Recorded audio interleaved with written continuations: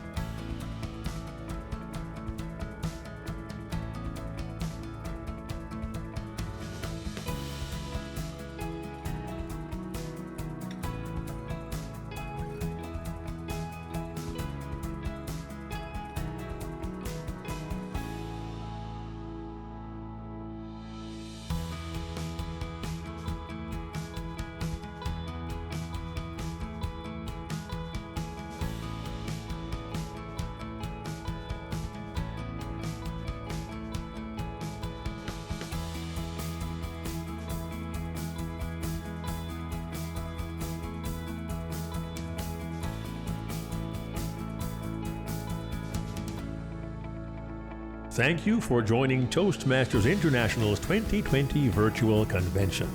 The session will begin in 3 minutes.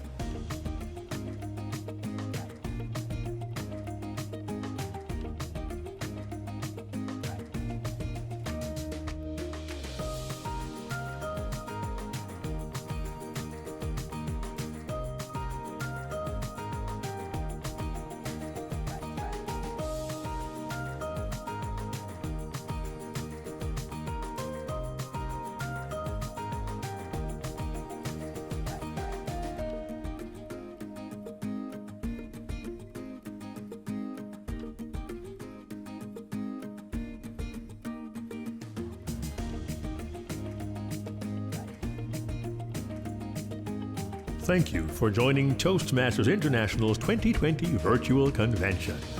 The session will begin in 1 minute.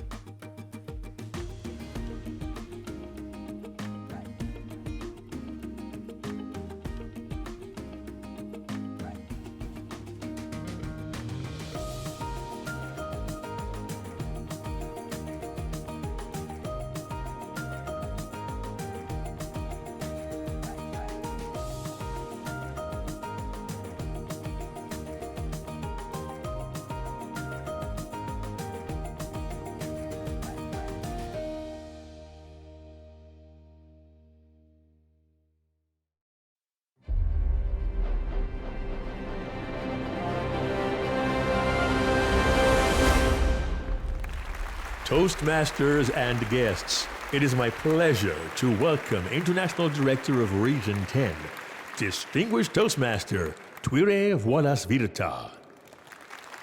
Welcome to Semifinal Speech Contest number 4. Thank you for joining us this virtual contest. We are thrilled to have Toastmasters and guests from around the world here to cheer on contestants. In a few minutes, you will hear the speakers who are competing to win a spot in the Toastmasters International World Championship in Public Speaking on Saturday.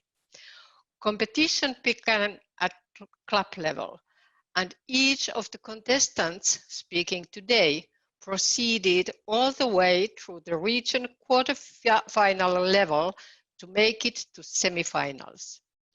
All 2020 International Speech Contest participants accepted an additional challenge when the contest was moved online partway through the contest cycle. Like true Toastmasters, they have demonstrated flexibility and adaptability. The top 2 contestants from today's semifinal will proceed to World Championship of Public Speaking. When a contestant is speaking, all the other contestants will remain muted with cameras off. We will observe a minute of silence between contestants. Copying, streaming, or reproducing this contest is strictly prohibited. Recordings of this contest will be available on the virtual convention platform. Please keep in mind that each contestant selects their own speech topics. Some of the content may be personal in nature and contain language, ideas, or beliefs that some audiences may consider sensitive. The chief judge for this contest is John Lewis. Chief Judge, are we ready to proceed? Thank you, International Director Volas Virta. All contest officials have been briefed and are excited and ready to go. Let the contest begin. Our first contestant is Kimberly Horne. Piece by piece, piece by piece, Kimberly Horne.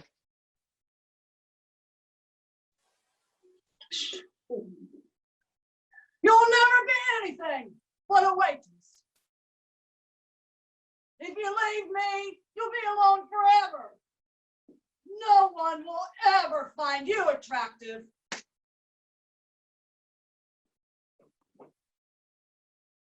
Madam Contest Chair, friends, my husband abused me for 21 years. The bruises, the black eyes, they heal. But the words haunt me like a never-ending nightmare. His hurtful words made me believe I was nothing. Piece by piece, he made me feel broken. Now, I was Grandma's girl, and the last time we spoke, she said, "Kimmy, you promise me you won't take any more nonsense from that man." You don't want to say no to an angry grandma. So I promised. And after her funeral, I left that man and I headed home for a fresh start. But how? How do you keep going when hurtful words haunt you? The first words that haunted me, "You'll never be anything but a waitress."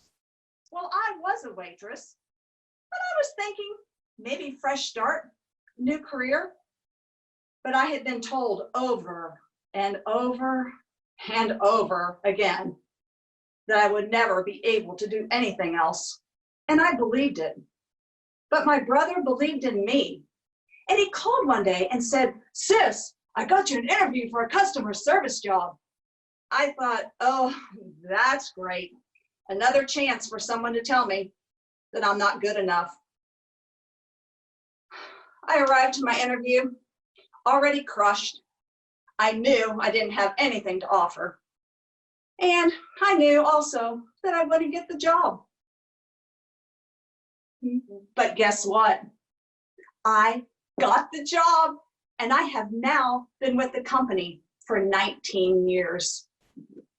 The second words that haunted me, if you leave me, you'll be alone forever. I would often sit at home alone and wonder, would anyone ever want to be with me?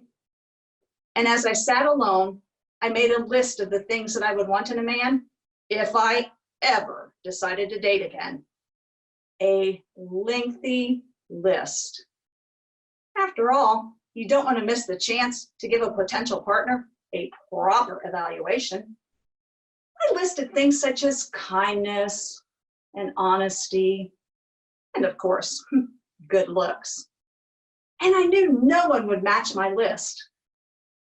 Then one snowy day, I joined my brother to watch a football game. And as we settled in, ding dong, it's my brother's friend Jeff. Nice smile, beautiful blue eyes. Too bad he had the nerve to root against my team. A few days later, Jeff called and left a message asking me out. It had to be me. There was no one else there. And I thought, he did have a nice smile. Oh, and those beautiful blue eyes.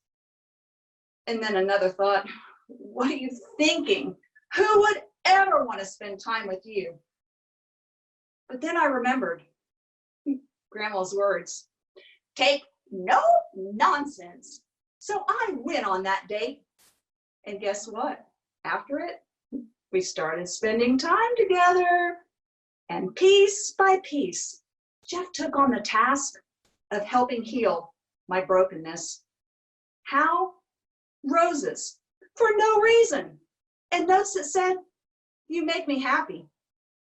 Turns out Jeff matched all points on my list, with the exception of rooting against my team. The third words that haunted me, no one will ever find you attractive. Jeff seemed to be looking at me through rose-colored glasses. Or maybe it's true that love is blind. I knew soon enough he would see how worthless I was.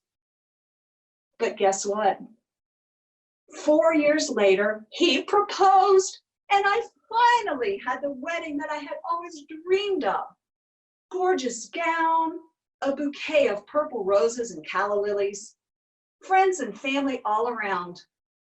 And my daddy, he walked me down the aisle, and he gave my hand to the man with the nice smile and those beautiful blue eyes, the man who piece by piece helped heal my brokenness. Jeff and I have been married 12 years now, and every time I have self-doubt, Jeff reminds me to believe in myself. You and I, we live in a time where hurtful words seem more common than ever. Words that hurt, words that haunt. But remember what Grandma said? Take no nonsense. Let no one tell you what you can't do, what your life won't be, or what others won't find in you. Because even if you feel broken, you have tremendous value. Believe in yourself, stay strong, and keep going. It may take time to heal. It may take time to get where you want to be, but mark my words, you can do it, piece by piece. Madam Contest Chair. A minute of silence for the judges.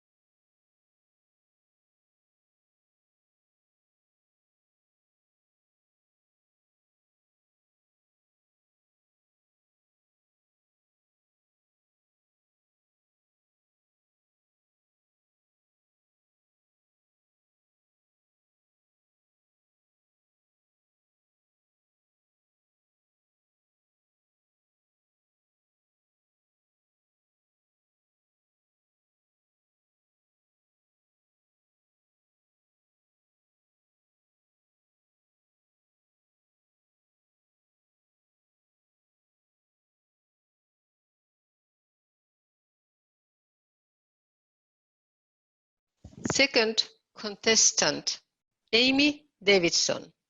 A step. A step, Amy Davidson. Fear grips my heart. Madam Contest Chair, ladies and gentlemen. In the words of Eminem, palms are sweaty, knees weak, arms are heavy. That's exactly how I feel when someone mentions heights. I'm terrified of heights. In fact, why would anyone ever want to leave the ground? It's beyond me. But I'm not here to talk about my fear of heights. I'm here to talk about my victory over my fear of heights. I was 15 years old, standing at the bottom of the hill, looking up at the flying fox. My so-called friends were laughing at me. I was frozen in fear, terrified, looking at this flying fox. But I realized I had a small window of opportunity where I could defy and dazzle my friends, or I could stay frozen in fear. I decided on the first option. I took off up the hill, defy and dazzle, defy and dazzle. I'm going to die. I'm going to die.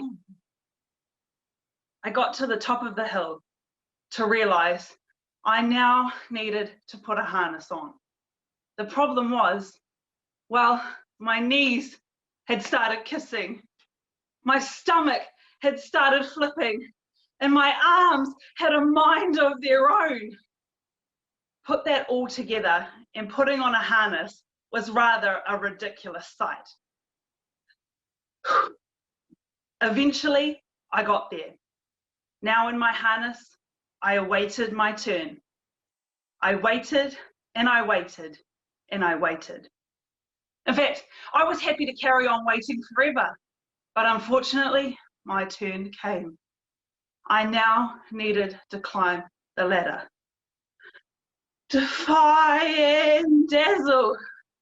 I'm going to die. I got to the top of the platform only to have a truly horrific realization.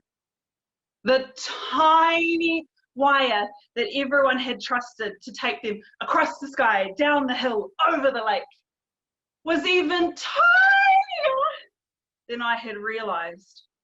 What if I was the straw that broke the camel's back?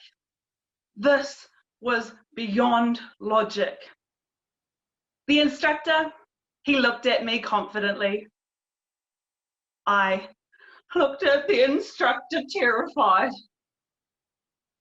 He asked me, would you like me to say a prayer? I asked him, can you just push me off? He replied he could not. I stood there for what seemed like an eternity when he finally gave me this piece of advice. Just take a step. I did, across the sky, down the hill, over the lake. And you know what? I survived. I learned something that day. I learned I could defy and dazzle my friends. Well, myself anyway. But more than that, I learned the power of a single step. There's a Chinese proverb that says, a journey of 1,000 miles begins with a single step. I could have stayed frozen in fear, never going after the opportunity in front of me. Instead, I made a single decision to take a step up the hill. And then I carried on taking steps up into the harness, up the ladder, and eventually I took a step off the platform. The key to defying my fear was the choice to take a single step that was in front of me. But if some people stay frozen in fear, others go out and take a flying leap of faith. What's wrong with a leap of faith, you might ask? Well, I've watched people take a leap of faith and crash and burn. Now, what do I mean? I mean, maybe your dream has always been to start a business. And so people rush out and simply start a business, only for it not to work out. I want to suggest, rather than that leap of faith, perhaps we need to take a step of faith. Maybe we need to do some business papers, do some market research, get a business mentor. All of these things are steps in the right direction of victory. The problem is, we don't like the idea of taking steps. We like the idea of a single leap of faith into success. We want success yesterday. But Tom Clancy says an overnight success is 10 years in the making. That's 10 years of step by step by step. A leap of faith might be a nice idea. A step of faith, on the other hand, is a wise idea. In these uncertain times, we shouldn't give up on our dreams. Let's not remain frozen in fear or taking flying leaps of faith, perhaps without a harness. I was afraid of heights. In fact, I'm still afraid of heights. Shh. I could have stayed frozen in fear, or I could have taken a leap of faith. Perhaps we can all learn something from 15-year-old Amy. The next time your palms are sweaty, your knees weak, arms are heavy, think to yourself, just take a step.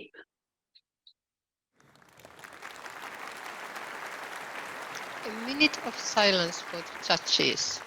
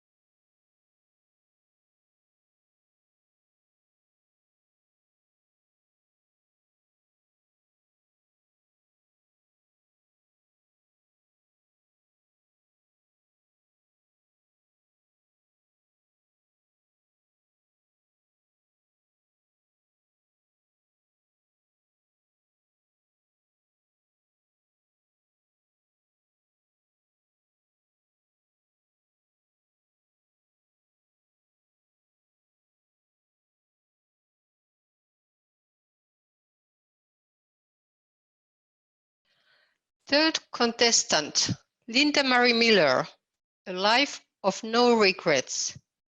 A Life of No Regrets, Leander Miller.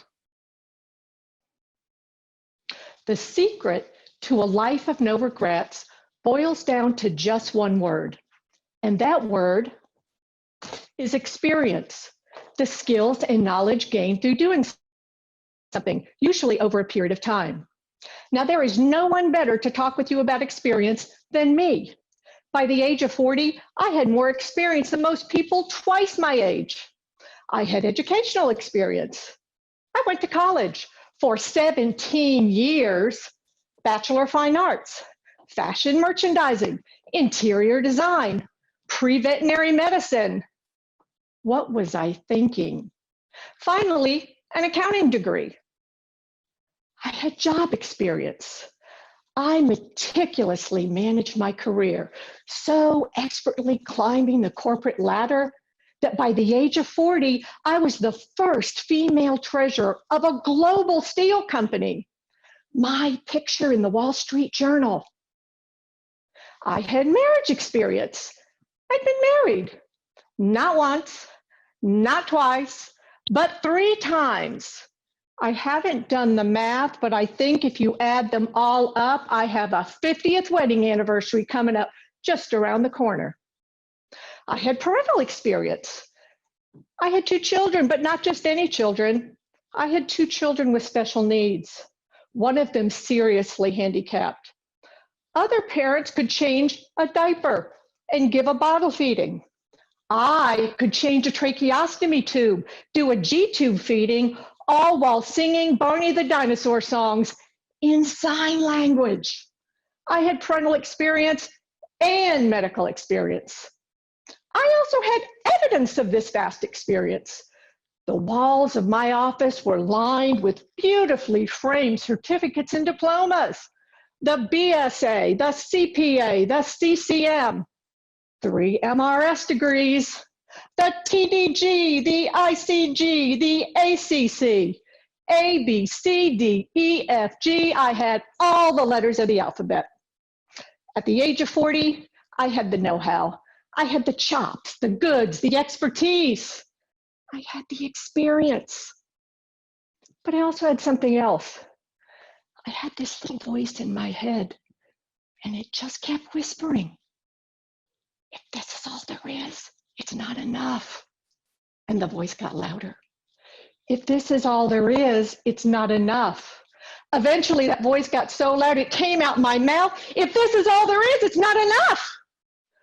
But I have everything, I said. What could possibly be missing? And the voice in my head answered. And the voice said, what's missing is the verb. Fellow Toastmasters, experience is also a verb. To feel or be affected by something, to engage with the world around you. I had spent the first 40 years of my life focusing on the noun. I decided at that very moment to give the verb a try, and it changed my life. I had traveled from college to college to college, but I had never seen the world. I started going places, engaging with people, experiencing other cultures, and creating amazing memories. I had a big shot job with a big fat paycheck and lots of people reporting to me, but I didn't even know their names. I started engaging with my staff, learning where they wanted to go in life, and more importantly, how I could help them get there. I'd been married a couple of times, but I had never been in love. I decided at that moment I was going to split my heart wide open, fall madly in love, and live happily ever after. I kept my heart open until my soulmate walked in. Then I slammed that drawer shut, and we've been crazy in love every day since. I had all this parental experience, but I had never been a mother. I had a live-in nurse and nanny taking care of my kids while I was at the office most of the days and most of the nights. I let the live-in help go. I started taking care of my children day after day. Now, my daughter Melissa, she couldn't speak. The only vocal sound she could make was the sound, ah. I had taken her to all the best speech pathologists, and they all told me the same thing. Your daughter will never speak. I wanted my daughter to call me mama, but I had given up. Then an amazing thing happened. The more I took care of her and experienced being a mom, the more she experienced me as her mom. And one day, she just looked at me and she did this.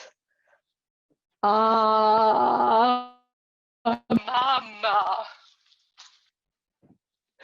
My little girl called me mama. Now, Melissa died a few years later, but when she did, I wasn't left with a head filled with useless medical knowledge. She left me with a heart filled with experiences and memories enough to last 2 lifetimes. The quality of your life is based on the quality of your life's experiences, not the length of your resume.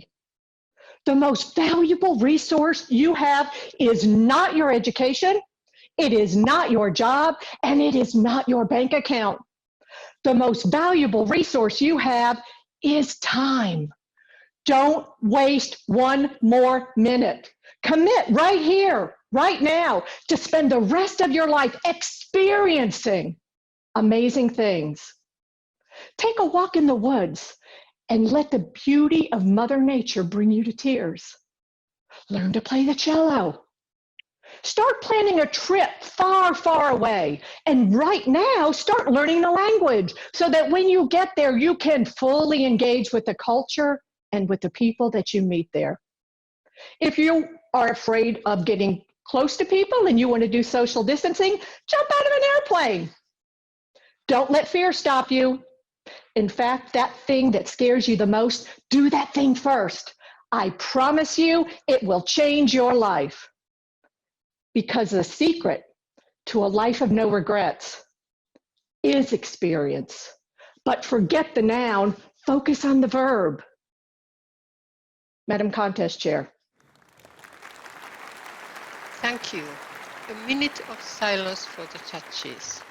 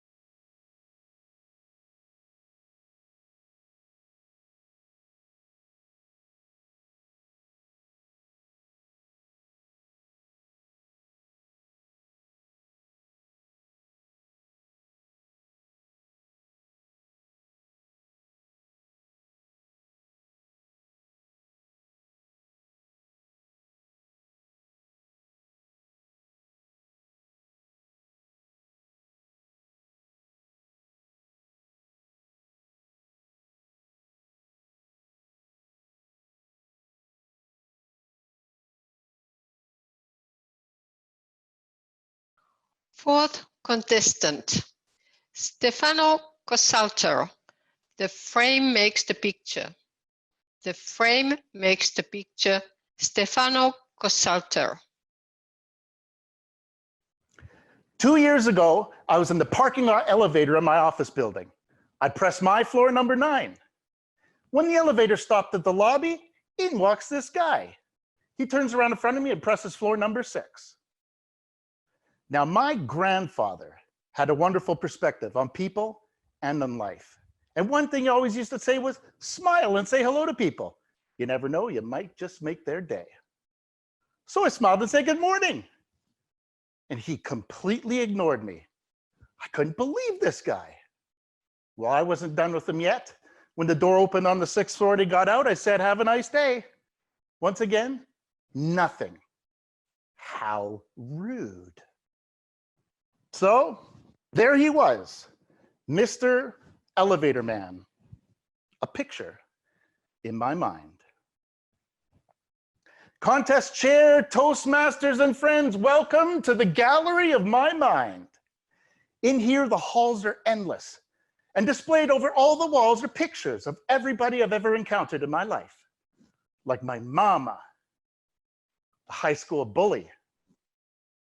The guy cut me off in traffic this morning. Oh, even my mother-in-law. And every picture has a frame. So what frame did I have for Elevator Man? Well, my first impression was inconsiderate, rude jerk with poop emojis. When I was young, I didn't think I had a choice in my frames. I thought you just threw up your first impression and there stood to the end of time. Like this one right here. This one's my father. The frame I'd chosen for him, anger, bitterness, and resentment. My father and I never got along. We're always fighting, yelling, and screaming. I couldn't understand why he hated me so much. Why couldn't he just love me?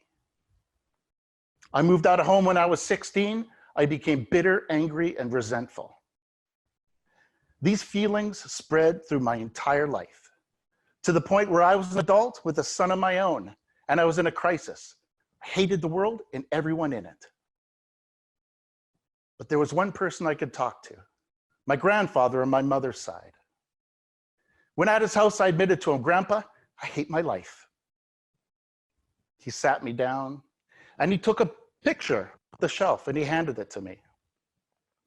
He said, Steph, take a look at this picture. It's your mama when she was a little girl, when she caught her first fish. Now, you'll notice it's a little bit blurry, a little bit out of focus, but it's the only picture I have of that moment. Now look at that frame. I made that frame with my 2 hands, cut, carved, and painted it. It was a frame of love. The frame makes the picture. For example, you could have a beautiful picture. If you choose a bad frame for it, completely ruin it. But on the other hand, you could have a bad picture and stick a beautiful frame for it, dramatically improve the way it looks. Consider your father. He came here from Italy when he was 5 years old. They were so poor, sometimes they had to catch pigeons in order to survive. Your Italian grandfather, your nonno, he was physically and mentally abusive. He would even get your dad and his sister to leave the house. Well, he laid his hands on Nona when he felt she was being out of line. It was an extremely difficult life for your father. But he went to school, he got a good job, and he saved his pennies to give you the opportunities you have today. And I looked down at that picture in my hands, and it all made sense. Something inside me had changed. The next day, I called my dad up. We went for lunch. We talked about his past and my upbringing. And he admitted, Steph, I loved you. Your upbringing, that's how I thought you motivated people. But now, seeing how you're raising your son with love, understanding, and patience, I realized that it was wrong. I'm sorry. And for the first time in my life, I felt like I understood those eyes I was looking into. It caused a huge wave of healing for my father and I. But it wasn't just that. It was the realization that if I could do it with just one frame, imagine if I could change them all. It was time to renovate my gallery. I started pulling down frames and putting up new ones. The high school bully, poor guy's so insecure, he has to put other people down to make himself feel good. The guy that cut me off in traffic this morning, he's the one gonna end up in the junkyard, not me. Besides, the finger he stuck out the sunroof, he was probably just telling me I'm number one. My mother-in-law, well, there's only so much you can do. But when it came to my father, I chose best friend.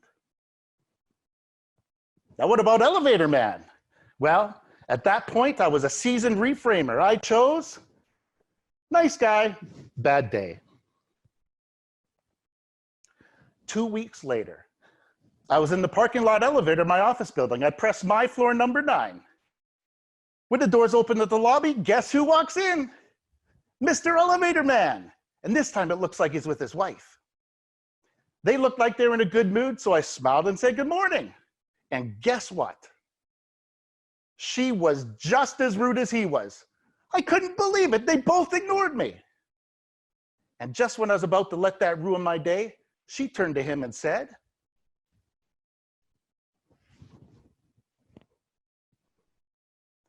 my grandfather taught me how to change the way I looked at things, and that changed my life. I think you get the picture. Now frame it. Contest chair. Thank you. A minute of silence for the judges.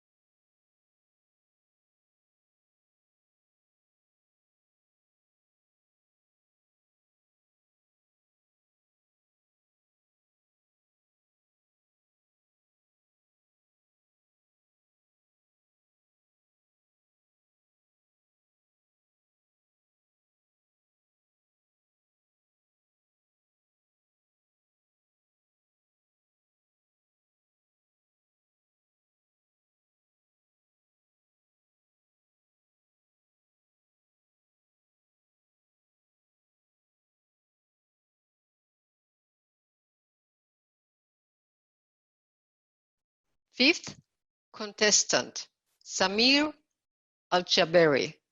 Psst. Psst. Samir Al-Jaberi. I was 6 years old, sitting in the car with my dad, and we were going to my first day of school. We reached to the school, and I got scared. My dad held my hand and said, "You'll be fine, you will love the school," and walked me inside. And the first person we met was the school principal. She looked at me with a very big smile, grabbed my hand and said, "Are you ready for your first day of school? You good, you good, you good." I looked at her and said, "No." So she pulled me, and I grabbed my father, and I pulled him, and she pulled me, and I said, "No, no, no." And that was my first day of school. Contest chair and friends. School was not that bad after all. I actually made a lot of great friends, but one of them was special. His name was Ahmed. And Ahmed and I became best friends. But not only that, we were the best two students in the class. He would always be the first, and I would always be the second. He was the best in studying, and I was the best in copying his work. Now, Ahmed was my best friend because when I used to go to his house to study, he used to do my homework. And he always made sure to sit right next to me in the class so he can whisper the answer to my ears. And I would raise my hand and answer the teacher. One time, we were in our science class. And as usual, Ahmed whispered the answer. Psst. H2O. Teacher, the answer is HBO. H2O. We even came up with our own secret sign language that I would use during the exam to copy his paper. For example, multiple choice. Psst. A, B, C. True or false? Psst. True. False. I never had to study, yet my scores would always be in the 90s. I would go back home and say, "Dad, look, I got 93 today." Well done, son. I'm proud of you. Thank you, Dad. So we grew up like this, me and Ahmed, from the first grade all the way till the 9th grade. But the 9th grade was the last grade in that school. And after that, Ahmed went to one school, and my dad sent me to another school.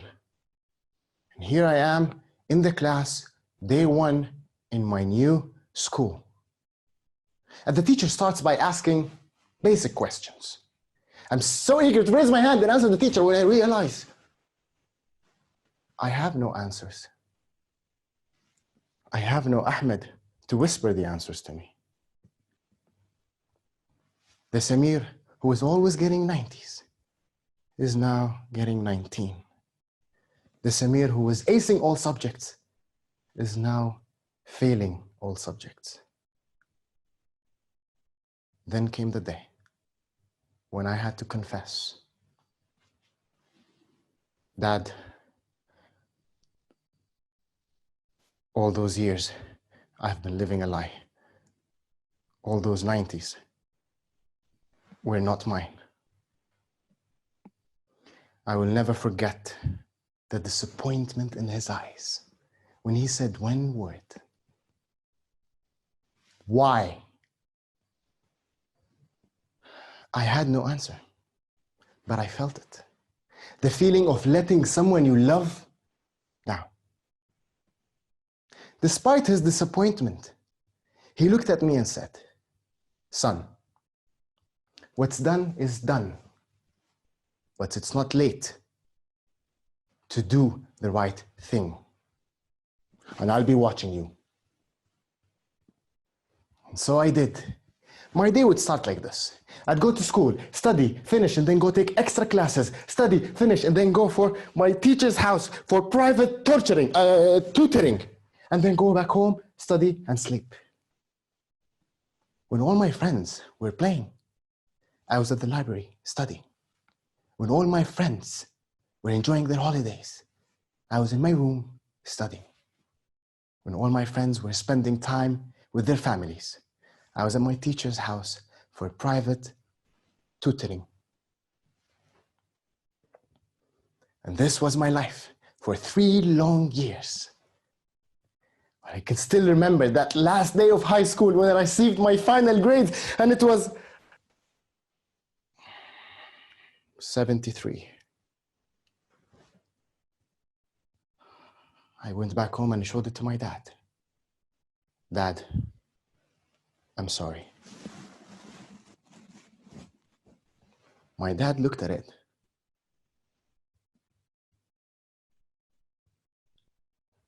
I'll take true 73 over a false 90. I'm proud you did the right thing. I was not expecting that, to be honest. But today, I know. It was not Ahmed's fault for whispering the answers. It was my fault for listening to them. And since school, I've learned to ignore all these whispers. Psst, get someone to do your assignment. No. Psst, call in sick. Skip work for 1 day. No. Psst, call Ahmed. He can write you a very good speech. No. So, what do you do when you hear the whispers? Do you listen to them? Or do you do the right thing? Contest chair. A minute of silence for the judges.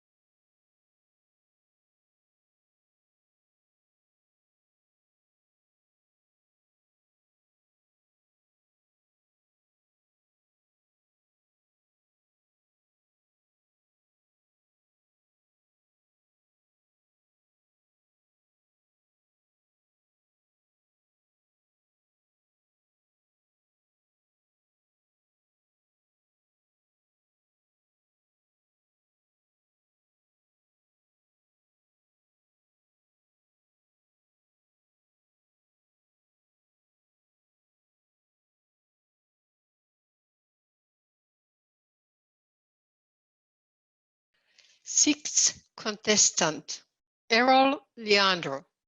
Accept what I allow. Accept what I allow. Errol, Leandre. Have you ever dreamed of accomplishing something big? And you realize your dream could never become a reality because of a hindrance you have. When I was young, I had a speech impediment. I stuttered. Wasn't your typical good morning. It was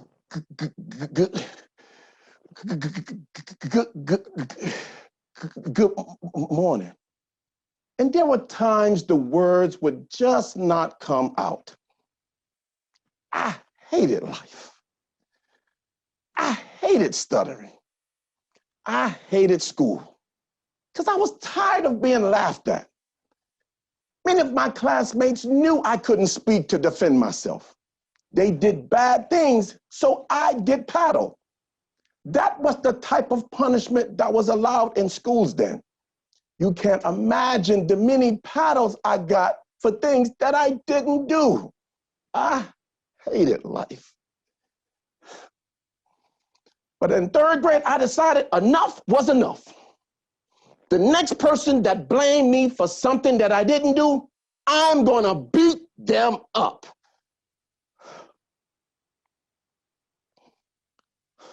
One day we were in lunch line.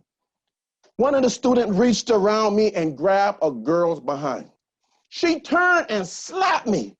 Errol, grab me. I couldn't get the words out. The teacher pulled me out of line and sent me to the principal's office. He gave me 3 hard licks with his thick wooden paddle. I cried, but this time not only because of the licks, I cried because I was tired. I was frustrated because I could never express myself when needed. As I left his office, God, why did you allow this to happen to me? Why me? I picked up a stick, walked into the classroom, and began beating the student who framed me for grabbing that poor girl. The teacher grabbed me and sent me right back to the principal's office. I hated life. I hated stuttering because it made me become something that I know I wasn't. And it choked so many dreams and opportunities that I had for myself. For example, in high school, I played defensive tackle on our football team. My dream position was to always play Sam middle linebacker. Sam linebacker was the leader of the defense, who was responsible for calling plays. We were in the middle of a live practice game. The coach yelled, "Errol, go to Sam linebacker." Yes! Oh, it's my time now. I ran to the huddle. I began signaling everyone to get down. As I began to call the play,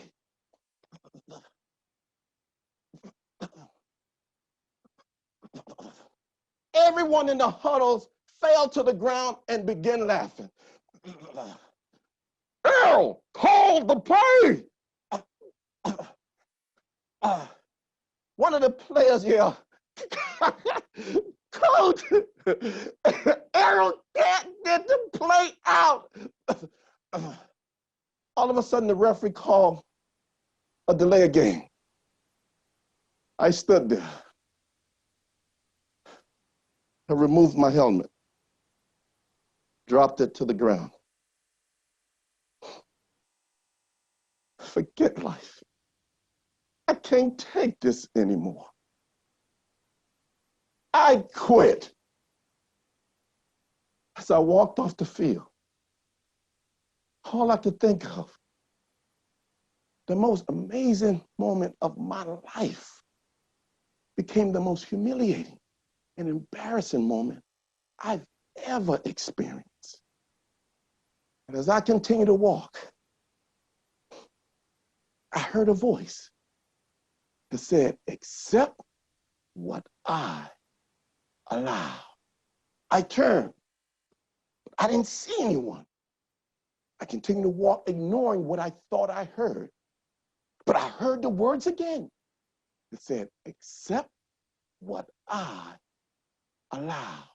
I turned. I saw no one. Then I finally realized something. I remember asking God a question in the 3rd grade. Why did he allow this to happen to me?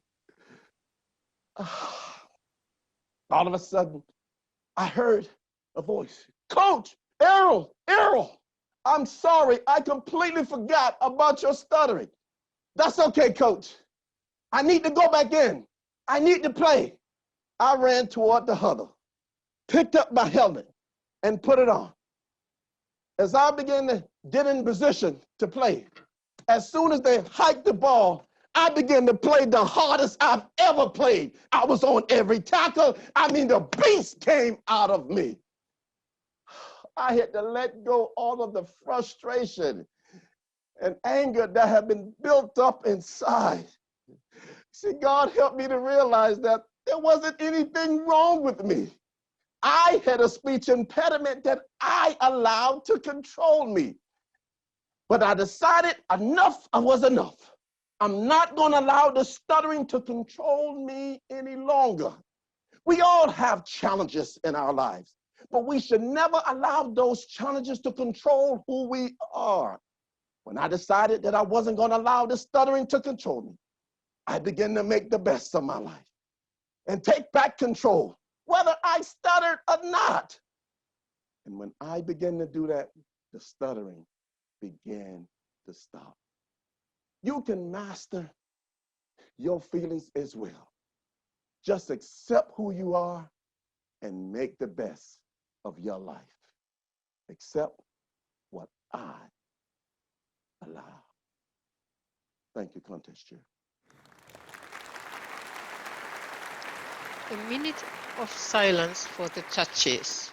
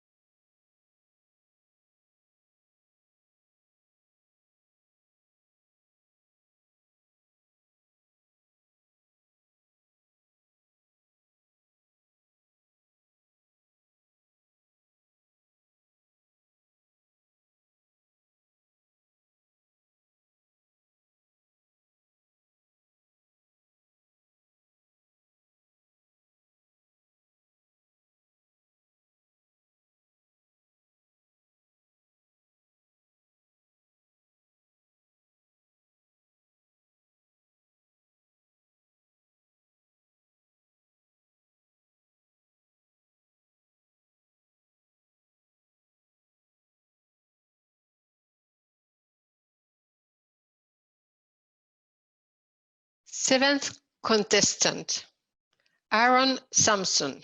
Say yes. Say yes, Aaron Samson.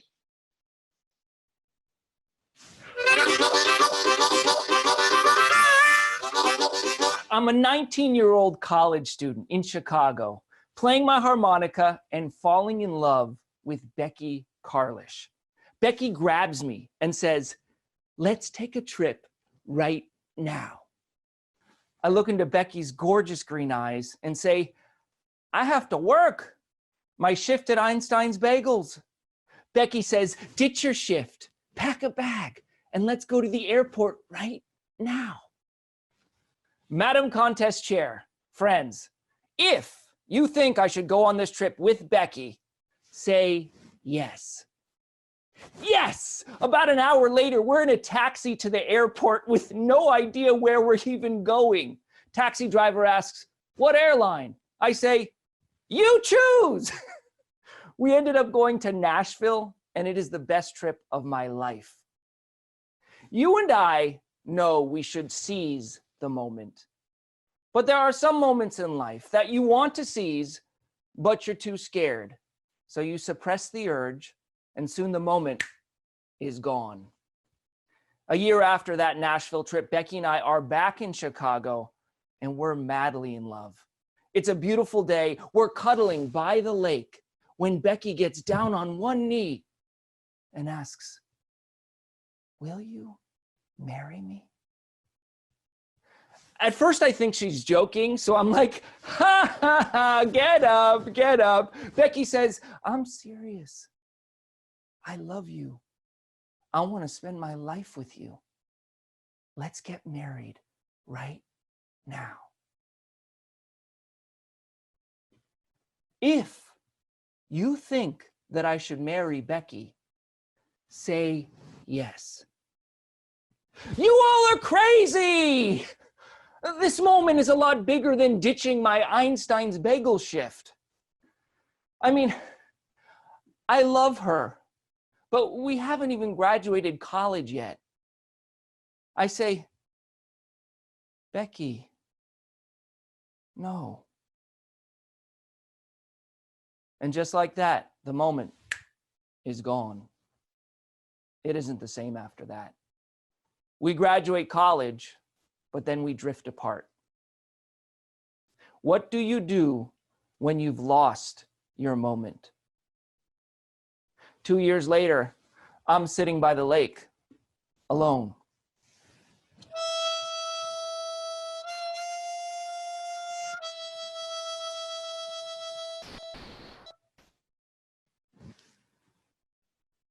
I realize I let my gorgeous girl get away.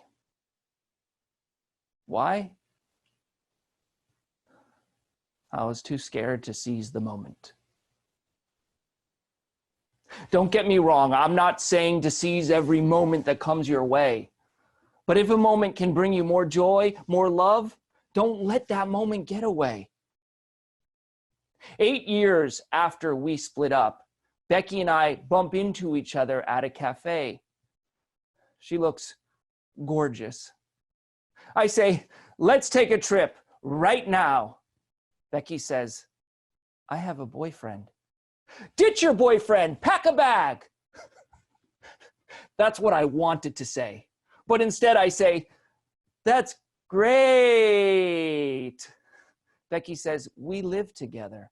I say, that's awesome.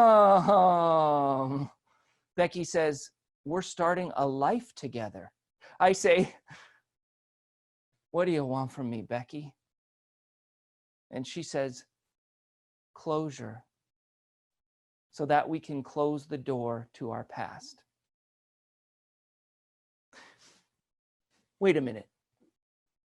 If she's asking me for closure, she still has feelings for me. If I'm right, say yes. If she's asking to close the door, that means that the door is currently open, partially, which means I can stick my foot in the door as she's trying to close it.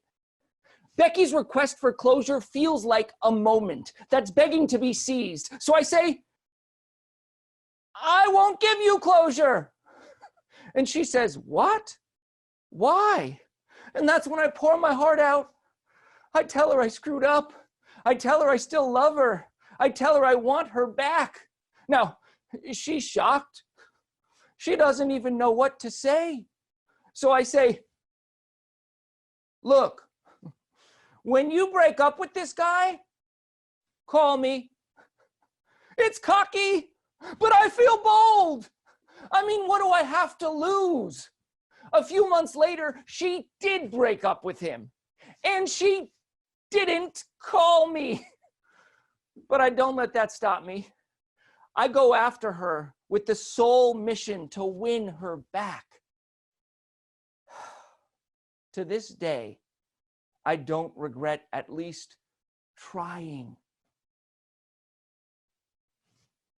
But Becky Carlish is a distant memory now.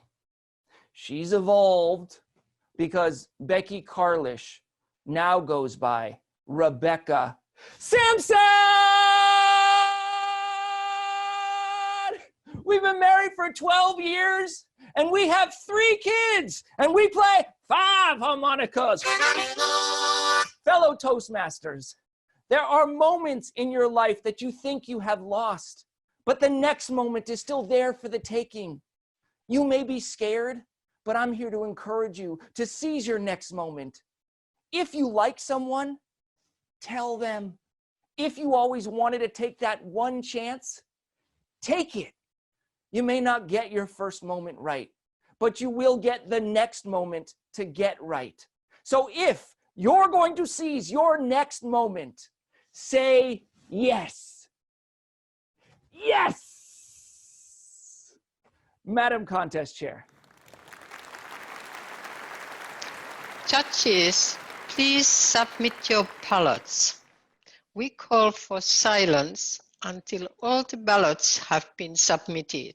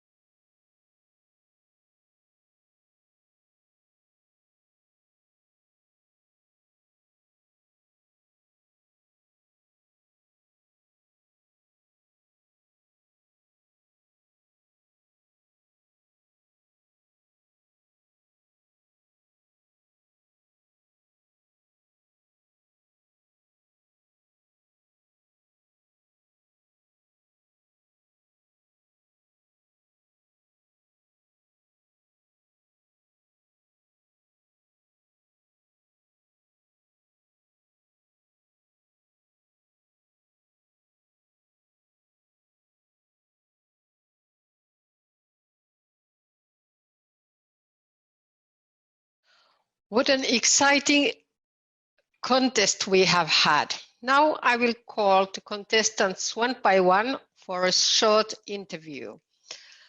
First, I call Kimberly Horne. So, Kimberly, where are you from? What district are you representing? And what is the name of your club? I am from Columbus, Ohio. I am representing District 40, Toast What Matters. Thank you. What has been your most memorable experience with Toastmasters?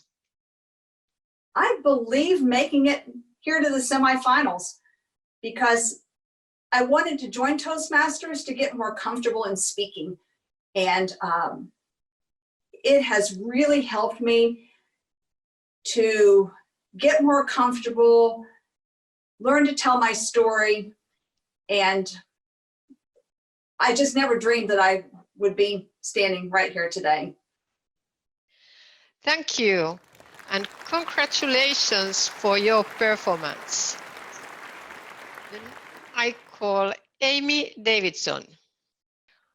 Where are you from? What district are you representing? And what is the name of your club? Kia ora. I am from Rotorua here in New Zealand. I am representing District 112 and I am from Pioneers Toastmasters. What was your motivation for competing? About a year ago, I said to a mentor in our club, I think I could give that a go. And she told me, you know, you can't actually wing that. You actually have to write a speech ahead of time. And so my motivation was actually to prove that I could prepare a speech and write it ahead of time. And that has seen me through all the levels. So I'm incredibly grateful for those mentors that put the challenge to me. Thank you, and congratulations for your performance.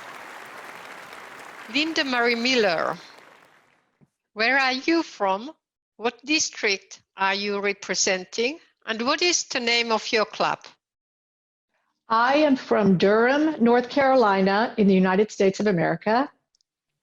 I represent District 37, and the name of my club is Figure of Speech. Thank you. What have you learned from this experience starting from the club contest? What I have learned is that our voices have such power, and if we just speak our truth, we can change the world.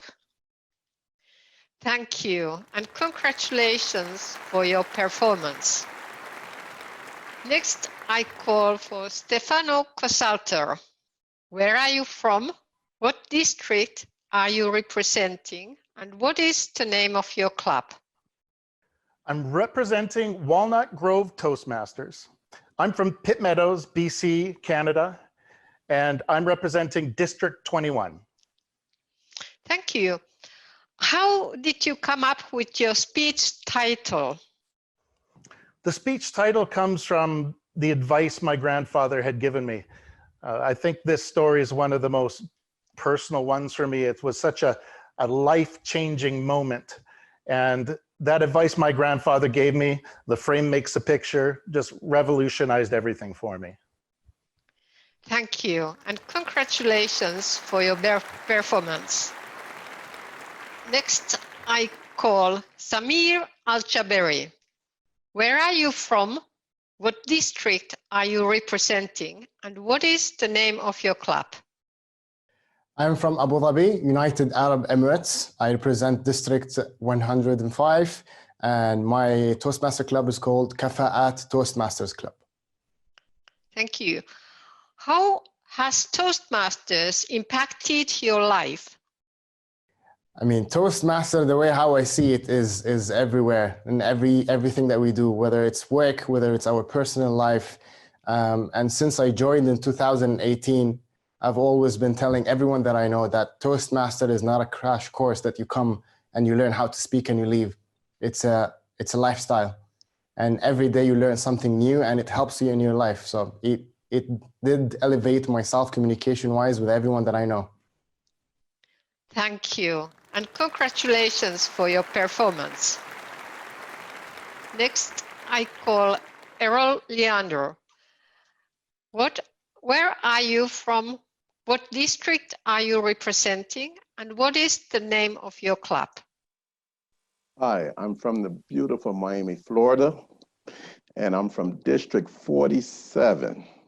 And the title of the name of my club is Cutler Bay Toastmasters. How has your club helped you prepare? Yeah. Oh, my club, oh wow. My club helped me prepare in so many ways. Even my first day, my first time giving a speech was accept what I allow.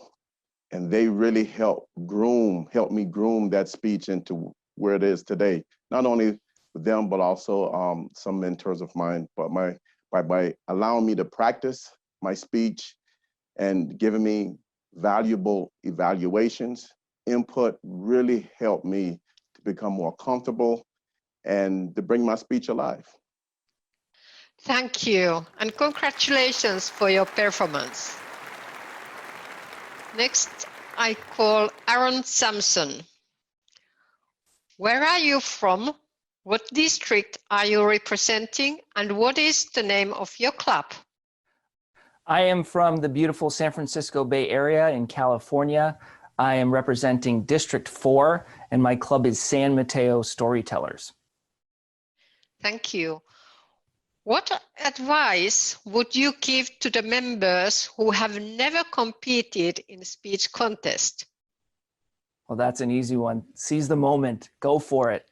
It's never too late. You always can throw your hat in the ring. It's a wonderful process. So the first step is just going to that club contest, getting a speech together, and seeing what happens. Thank you, and congratulations for your performance.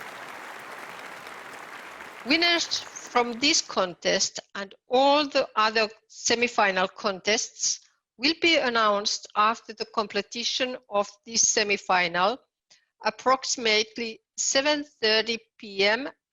Greenwich Mean Time today, August 26, 2020.